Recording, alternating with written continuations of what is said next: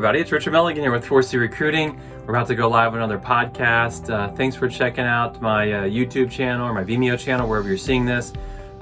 We are going to talk about habits today. We're getting towards the end of 2019, and one of the things that I am very aware of is just evaluating where I am right now. One of the things I do year to year is I actually put together a personal growth plan for myself. So I'm evaluating where am I at, where am I going, what do I want to accomplish, not just in the next year, but the next 5 to 10 years, and how does all that play into itself. One of the things that we said when we started this organization, 4C Recruiting, is that by year 10, we wanted to impact 10,000 recruiting leaders in that 10th year. So that's a larger vision, and so each year to year, I evaluate that. What does that mean we need to accomplish next year to be on task with that? But then I look at some larger framework, and so if I'm going to get there, what are some of the bigger pieces that need to be in play for the organization? And what that means is that I'm stretching myself, okay? And one of the things I know about stretching myself is that the more I stretch myself, the less likely I am to go back to being the old Richard, the same Richard that was that Richard in 2019 and 2018 and 2017. The longer I stretch myself, the more I actually grow. And so as I look into 2020, I'm wondering, like, where should I be growing myself? Where should I be learning? Where should I be training myself, getting coached myself? What systems need to be in play for me to get to the next level? Everything's on the table. One of the things I'm really considering is every aspect of how I coach right now, and is it playing into me getting to that next, that 10,000 recruiting leaders that I would impact in a year? And one of the things that I know is that I do have to change some rather large things. That means I got to step into more risk. I got to grow myself as well. And so in that, I'm looking at my habits. I'm also evaluating who am I going to lend an ear to in 2020. And when I say lend an ear, what influential voices am I going to allow to speak into me? Today you have mentorship, at just a click of a button. And so I'm looking at that and saying, like, who has something of value for me in this next season, and I will give them access to me. I'll give their voice access to me in the upcoming year. And I think you've got to be real intentional with that, because one of the quotes that has resonated with me over the last year is a quote: "We're drowning in noise while starving for wisdom." And I know that to be true of most people. The noise is so elevated today. So we're going to talk about that in our podcast. Stay tuned towards the end. I'll bring you a little extra value if you stay toward the end. This is going to be about a 10-minute video. And so we're going to go live in this as soon as I can click this next button. In 3, and in 2, and in 1. Hey everybody, welcome back. It's another Recruiting Conversations with your host, Richard Milligan. And it's a busy season. Like, if you're listening to this in rhythm, like in the time that it's being released, it's like the week before Christmas. And yeah, I'm pretty much all done with my Christmas shopping. It's the new version of Richard. What I would say is that the old version, if we go back like 5, 10 more years ago, I have to go back and think exactly, but there was a version of me that used to always do the Christmas shopping on Christmas Eve. How's that? Like, most people would just want to pull their hair out even thinking about doing all the Christmas shopping on Christmas Eve. And I loved it. It was like a tradition. It was just something I was going to do. It was like the hustle and the bustle, and like trying to find stuff was like a challenge. Bringing it home and wrapping it that evening, I just knew it was going to go down. It was going to happen like that. And so it was just an expectation. I didn't fret about it, didn't worry about it. And then somewhere along the way, I'm not sure if I grew up or if I matured. Maybe having some kids to shop for as well plays into me being more prepared today. But man, I am pretty much done. And I will say, I typically would buy something last minute, stocking stuff or something like that. So that's just gonna always happen here. But I'm pretty much done. And I'm good with that too. So either way, I'm good with it. I didn't get too wound up about not having it done till Christmas Eve.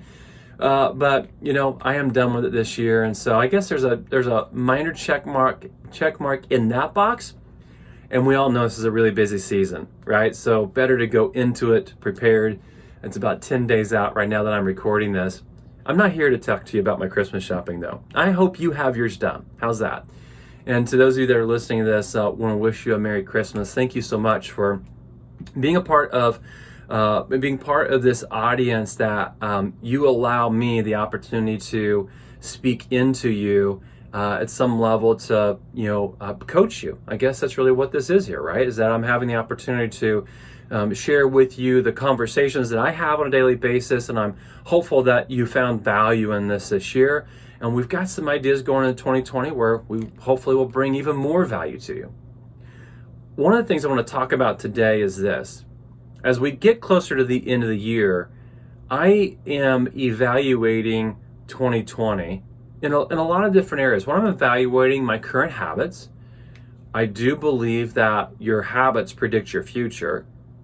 So I'm evaluating my current habits because those will actually be indicative of where I'm going, and I've got some big aspirations with where I am and what I want to accomplish, just like many of you. And so I'm considering my current habits, and I'm also considering what habits do I need to get to that next place. And we'll talk a little bit about that. The other thing I'm also very aware of right now as I consider 2020 is I'm evaluating a personal growth plan, my personal development plan. And if you don't have a personal growth plan for you, I highly recommend that you put one in play. The reason why I highly recommend you put one in play is because no one else is really going to do it for you.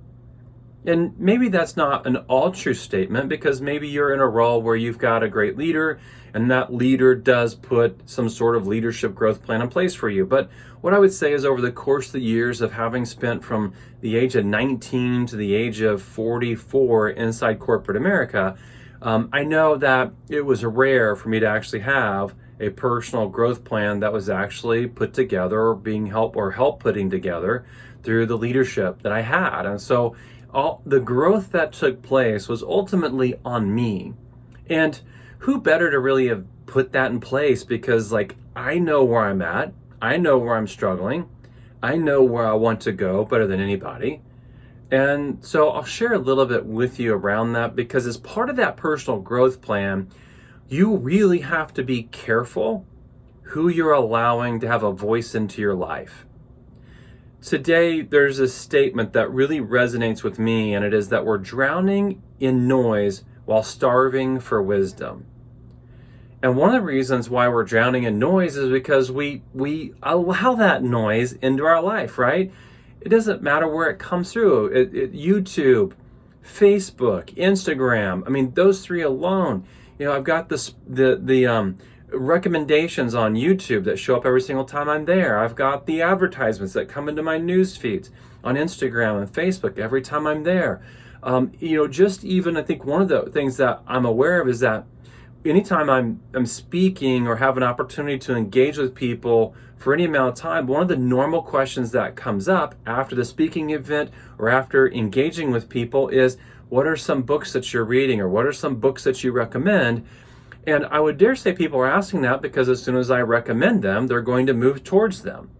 And one of the things I've done over the years, I think has been of value to me, is that when someone says, oh, you should check out this book, it has gone on a list. So I have a list of books that I need to check out and I need to evaluate. Do I want to actually read? But I don't just move towards those books. And the reason why is that I have a personal growth plan. So I'll talk about that for you in a second. Let's talk about habits, because I made that statement, your habits predict your future. And I do think that it's really easy to look at where we are currently with our habits and say, the daily rhythm, our daily routines are going to play a part in where we're going. A perfect example of this is that data shows that people who wake up early are more successful.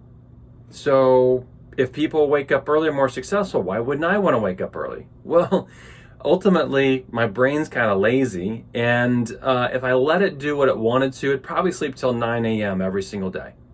And so I recognize that waking up early is just a simple habit that can be a predictor of me being on the right path to winning, on the right path to success.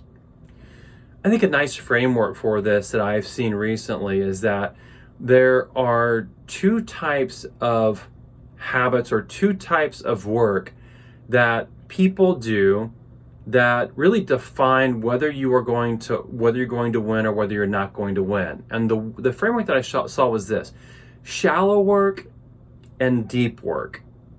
Now, shallow work is going to be things that are low value. So when I'm looking at my life, low value would be, how much time am I spending in the digital space? How much time am I spending on watching television? How much time am I spending on social media? Yes, social media is necessary if you're going to have a leadership brand, but I'm looking at that going, how much low value time am I investing into social media where I'm just skimming. I'm not there with intent. I'm not there with purpose. I'm just waiting for the next like. I'm waiting for the next comment, right? Or I'm skimming to see what's on that, what's inside the platform, and I'm moving from content piece to content piece with really no intent. One of the things I know about shallow work is that it's actually pretty common. So most people do it consistently. So as an example of that, like most people we know today roll over after the alarm clock rings and the first thing they do is check social media. That's common. So shallow work is very common. Most people do it. It's low value. And so those are a couple things that identify, habits that are shallow, and what we want are habits that are what are defined as deep work. So this means that it's not going to be easy. It's going to be hard. Like if I didn't actually, map my brain to go to these places, it's not going to go there on their own. It's not going to go there on its own, right? So for example, meditation, like finding a quiet place to actually create white space so that I'm not just jumping from one thing to the next thing to the next thing, right? Deep in thought. This stuff is rare. Deep work is rare, but it's high value. So I think one great example of this is, how much time are you investing into reading? How much time are you investing into growing yourself, listening to podcasts, watching or listening to YouTube videos that are aligned with your personal development, your personal growth plan? And I bring that up here because if you don't have that plan in place as part of these habits, then you will end up somewhere, but it won't be where you want to end up, right? It won't be the intentional place that you want to end up. And I know for me, because I have a 10-year vision. That 10-year vision is enormous. The only way that I'm going to get there is if I'm very intentional in the year to year about developing myself, and then on the flip side of that, identifying a handful of people that I actually give my ear to, that I allow that space inside my head to. So one of the things that you should be evaluating right now is this: how many people are you giving voice to, that brain space that you have, that where you're doing your deep work, where you're doing things that are high value? So one of the things I'm cautious in is not to allow too many people the opportunity to have a voice into my life. Now, I do that in the real world, but then I'm also intentional about doing this in the digital world. So I'm going to give you an example of 5 voices that I allow consistently into my life in that virtual space, in that digital space. And I think you should consider this, and here's why. These 5 voices are influential. I allow them to have influence into me because they are ahead of the path. They are ahead on this path of life, and they're in places where I want to be. Why would I allow someone who's in the exact same place as me or even behind me, why would I lend that person a voice into my life? Doesn't mean I can't have a relationship with them. Doesn't mean I can't walk in community with some people that are equal to me. But we do know that statistically we will never achieve above the average of the 5 people that we surround ourselves with, right? With the people that we give influence into our life. And so I've taken that number 5 and I've just played this into, what 5 voices am I going to allow to speak to me in this virtual space in 2020? So here were 5 voices that I allowed in 2019. Okay, one of those is John Maxwell.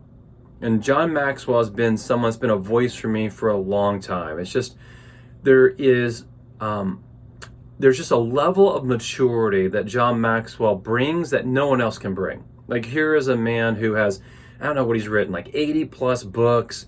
And he's really the number one thought leader on leadership. I mean, I remember John Maxwell's 101 books. I had his 101 mentorship book in the left-hand drawer. I can even tell you, I can even visualize where it's at in my office drawer, where I had it there for probably a decade. And in a long season where I really was lacking leadership, I would actually go pick up that Mentorship 101 book, and I would open that up. I had it highlighted, I had sticky note, I had labels stuck in it with my sticky notes. Like, when I came up against something and I needed some information or I needed a voice into my life, John Maxwell's where I would go for that. And so John Maxwell's, that one of those voices that I allow. In fact, one of those voices that combined this within the last year for a great content piece is another voice. His name is Ed Mylett. And if you're familiar with Ed Mylett, he is the fastest growing influencer in social media today. And Ed joined up and did a podcast and a live video with John Maxwell. And there was just something really special about that. If you haven't seen it, you can go to YouTube and actually just search Ed Mylett and John Maxwell. And that's a great content piece I think that every leader should check out. But Ed Mylett's another voice. Highly inspirational, very practical. He has already vetted people that he's interviewing. The interviews that he does are dynamic. I mean, that's a voice that I'm going to allow in my life again in 2020. Here's one, Craig Groeschel. So for the last 20 plus years, I have gone to a church, Life Church, which is the fastest growing church in the United States. Craig Groeschel is the pastor of that church, but Craig is a dynamic leader and actually has a heart for the business world. And so if you check out his podcast, Craig is someone that gives phenomenal framework for leaders and how they can grow and how they can develop themselves and how they can develop people underneath their care. And so Craig Groeschel is another voice. Here's one that a lot of you may not have heard of just because I know my audience and where you've been, but Russell Brunson. Russell Brunson built a company by the name of ClickFunnels from zero to the valuation of about $1 billion, I think, in 6 years. I have listened to every one of Russell Brunson's, I think it's like 280 podcasts to date. I've read both of his books. He's in the process of releasing his third book. I've watched probably hundreds of hours of his videos. That's a voice, and there's a very specific reason. Not because Russell's dynamic, but he is, but because he has content that I need to grow myself to get to a place where I want to be. Here's another one, Gary Vee. Now, Gary Vaynerchuk's not someone that I listen to with my kids around. So this is, not an endorsement necessarily of Gary Vee, but one of the things I know about Gary Vee is that he knows social media better than anybody today. And that's a really bold statement for me to actually make that. But I do believe that he knows social media better than anyone today. And an area that I've really focused is growing my leadership brand, growing my personal brand. And so I have taken in hundreds of hours of content from Gary Vee. And so, we walk through that. I've just given you 5 voices that I allowed to speak into my business, into my headspace in 2019. When I get to these places where you can really get lost, which is book lists that people recommend, and you get into the recommended videos on YouTube, and you get into other people's favorite podcasts, and you go to Facebook and everybody's sponsoring an ad and advertising to you, and you see all of these shared videos or these shared content pieces, it can become overwhelming. And when we get there, we're drowning in the noise while we're starving for wisdom. And so the only way that you can glean the wisdom that you need in the upcoming year is if you're really intentional, if you're really specific. You have a limited amount of time in a day. You've got to be intentional with that. And so where I would encourage you in this podcast is have a leadership development plan. That's very specific. So let me give you an example of this. I will map out every book that I will read for 2020 by the end of 2019. And that will be based off of where I want to grow in 2020. Now, what I would say is that my objective is to read a book per week. And that may sound like a lot, but the average American spends 97% of Americans actually listen to the radio when they're in the car. So number one, boom, I can just put a check mark in the box. I don't listen to the radio. I love what Brian Tracy called it back in the 90s. He called it bubble gum for the ears. So check mark, radio turned off, and the average commute in the United States is 45 minutes one way. So if I just said, now I don't commute because I have a home office, but if I just said, if you're the person that's commuting to your office and you said, I will listen to something audible on my way to work and on my way home from work, you're at 90 minutes of content that you can take in per day. The average book that I read on Audible, which by the way, if you're not on Audible, man, I would highly recommend either being on Audible, figuring out something in place of Audible where you can listen to books. The average book that I listen to on Audible is around 6 hours. Now, there's some that are longer than that, but there's some that are shorter than that. John Gordon's book, One Word, which is a phenomenal book, is 55 minutes. So if you meet in the middle and you just say, hey, the average book I'm going to take in is around 6 hours long, then just in a normal work week, in just a matter of 3 or 4 days, you can actually take in a book. So this isn't that hard, and this isn't as enormous as we think it is, but it does mean that I've got to have different habits, and those habits are going to predict where I'm going in the future. Look, what I would say is this, 3 years ago, and the guy that I was just even 3 years ago, and that's 150 plus books ago, the guy that I was 3 years ago versus the guy that I am today, I don't even recognize that person. Okay, the reason why I don't recognize it is because I've grown enormously in this season. We're just in this information age where it's just at our fingertips. There's no reason, thanks to Google and YouTube and tools like Audible and tools like a podcast app, that we can't grow wherever we want to grow in this era, okay? And so that would be my big encouragement for you here is reevaluate your habits. What habits do you need to change going into 2020 to get where that future you needs to be, or where you want that future you to be?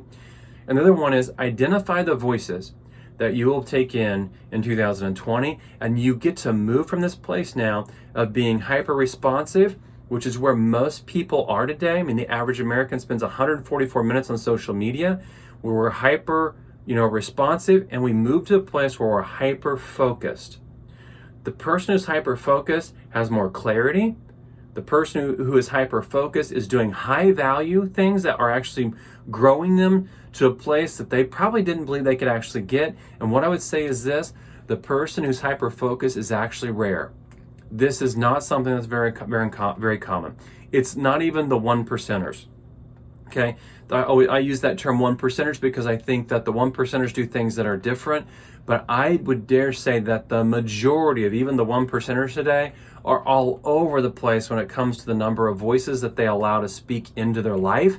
And we're just this endless chasing. And here's what I know.